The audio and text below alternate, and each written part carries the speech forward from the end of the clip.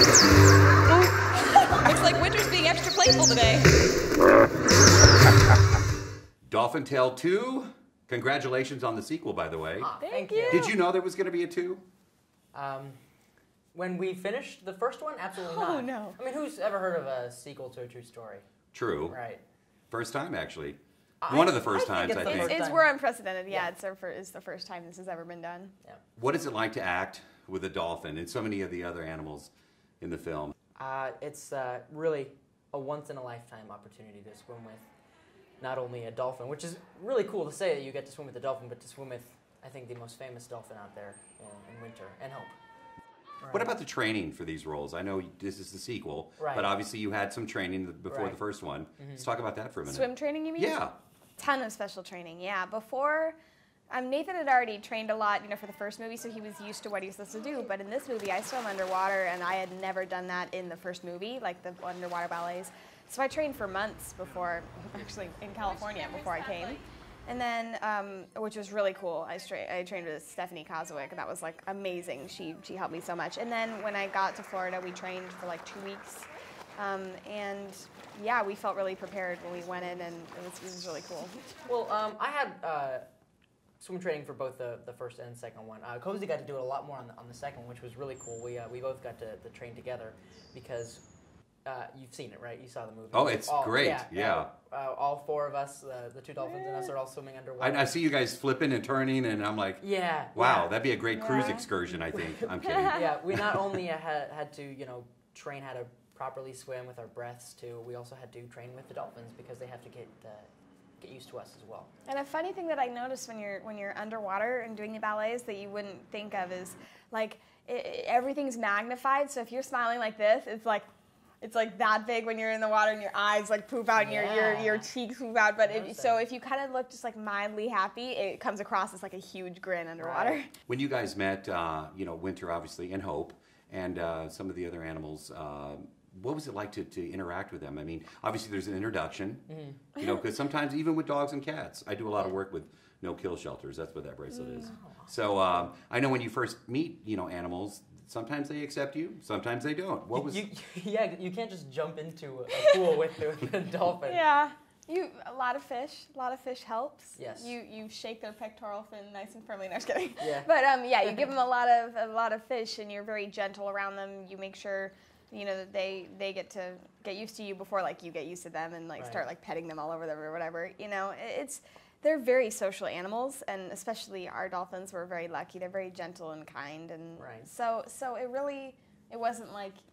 You didn't feel like you were meeting them and being like, okay, now you just walk over here. Like, you were full of just joy because they're so sweet. Right. Well, it's actually pretty easy because they're very, very human-like, to me anyways, with their eyes, with the way they... Because when you're working with the dolphin trainers, they know, like, which particular behavior they do when they're happy or when they're angry.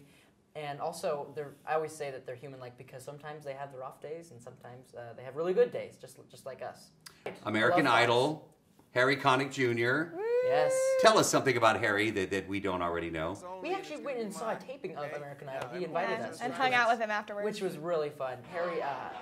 Harry's a really sweet, humble guy, and he is, I have many favorite moments of Dolphin Tale, but he was up there with my favorite person. Yeah, and I know he gets like press that says, he's so tough or whatever. He is tough, and he's going to tell you like it is because he was hired as a judge on American Idol, not like an audience member. He's a judge. Yeah, not a cheerleader, a judge. But like he is the most wonderful, kind, hilarious person, and he's so great. He doesn't walk around like hello, he's just judging. He's in a judging mode, but on just like friends and family mode, he's like just so awesome. He's a good person. So what about Morgan Freeman? If I was working with him, I'd have him do my voicemail, I think. Austin Highsmith, who plays Phoebe in it, her voicemail is Morgan Freeman. She asked him if he can do the voicemail for her, and he did it. What's he like? So great. Good guy. Really is. Really professional. It's so cool. We don't have to like lie about anyone. And Ashley Judd. I mean, what an incredible cast. Oh yeah, Ashley's so wise and so gosh, present in a scene. Like I have a one-on-one scene with her, which I never had before this movie, and it was amazing. She's an incredible actor. Really. Do you guys ever go back and visit Winter? I know you will for the premiere. Well, Cozi and I are spokespersons. Spokespeople For the aquarium. So we visit, once every 3-4 months. I go to Florida a lot. I go to Orlando, so I'm definitely going to make a trip. Oh, you've got to Awesome. go. I definitely will. I promise you that I You've will. got to go. Oh, good. It's really once in a lifetime experience. I love the name Mavis, by the way, for the turtle, because I watch Andy Griffith. You know, he wrote it in because I love all the old shows. I'm the biggest Andy Griffith fan. No way. High five. Who's your favorite character?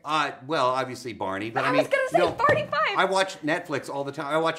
People think like I'm an old person because I watch Bonanza. I have Lauren Green's chair in my living room. The Family Ties, The Cosby Show. Yes, These are all my favorite shows. The Waltons. Yeah, I don't watch Little House anything on the made after Prairie. like 1980. No, I'm telling you. Oh, that's so cool. All the best anyway, shows. I got the reference. That was the Helen episode where she was at the. She's cool. the reception. Yeah, That is so rad. cool. I want to mention that you have a song in the film I know you're proud of. Yes. Cozi, let's talk about that. Okay, well, I wrote this song with Eric Burdon, who's my co-writer. We just kind of created it. I wrote like the first half in my bedroom and took it to him, and we just kind of elaborated on it. And yeah, they're using it in the movie, and I'm singing it, and you can expect more music from me during the holiday season. I'm really excited. I heard it last night. It's really good. Oh, thank Tell you. everybody on iTunes it's out. It's out on August 19th What's it called, on too? iTunes. It's called Brave Souls, and you can order it on August 19th, and then I think 2 days later, or like on the 22nd, the music video will have a special premiere on Fandango. That's cool. And Gavin DeGraw did a great song for the film as well. Oh yeah. Dolphin Tale 3? Sure. Why not? Why not? Since you asked. Yeah. Just for you. How you